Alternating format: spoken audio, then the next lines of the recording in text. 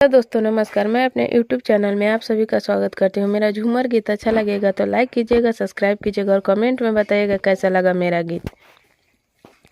हमरा कमर में सरिया पहना दिए राजा जी, हमरा कमर में सरिया पहना दिए राजा जी।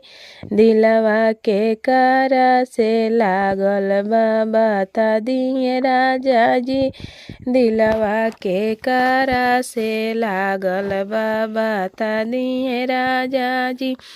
तोहरा कमर में सरिया पेन्हाइबे धनिया, तोहरा कमर में सरिया पेन्हाइबे धनिया।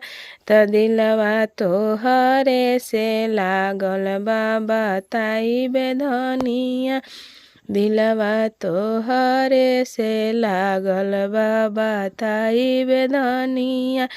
हमरा नजर से नजर मिलाइए राजा जी, हमरा नजर से नजर मिलाइए राजा जी।